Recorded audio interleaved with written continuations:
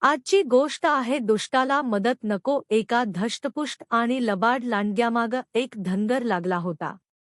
त्याच्या कळपातल्या कोकरांना तो लांडगा त्रास देत असे. लांडगा पुढं आणि धनगर माग असं ते दोघं पळत होते. पळता पळता एका आडोशाला त्या लांडग्याला एक कोकरू दिसलं. लांडग्यानं त्या कोकराला दटावलं, डोळ्यांनी भीती दाखवली आणि त्याच्यापुढे ऐटबाज मल्लासारखा उभा राहून तो म्हणाला, "ए कोक्या, मी काय सांगतो ते नीट ऐक. माझ्यामागं धनगर लागलाय. मी या झुडपात लपतो. तो तुला विचारील लांडगा कुठं गेला, तेव्हा तू त्याला सांग लांडगा दुसऱ्या रस्त्यानं गेला. याद राख, मी इथं लपलो आहे हे त्या धनगराला अजिबात सांगू नकोस. तू माझं ऐकलंस तर मी तुला बक्षीस देईन." गरीब बिचाया कोकारानं मान हलवली.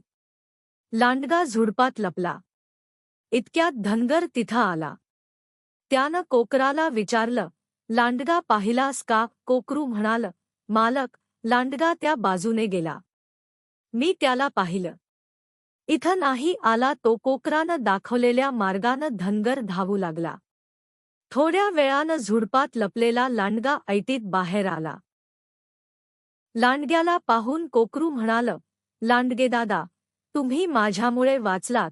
आता मला माझं बक्षीस द्या." "अरे बाबा, माझ्या हातात सापडूनही मी तुला खात नाही. हेच तुझं बक्षीस नाही का? जा आता. मीही पळतो इथून." लांडगा पळून गेला. कोकरू मनात म्हणालं, "देवाची कृपा म्हणून मी वाचलो." हे लबाड लांडगे असेच असतात. आपल्या ताकदीच्या जोरावर ते माझ्यासारख्या गरीब प्राण्यांवर सत्ता गाजवतात. खरं तर मी त्याला मदत करायला नको होती. कधीतरी तो आपल्याला किंवा इतर कोकरांना त्रास देणारच. दुष्टांना मदत करणं चुकीचं आहे.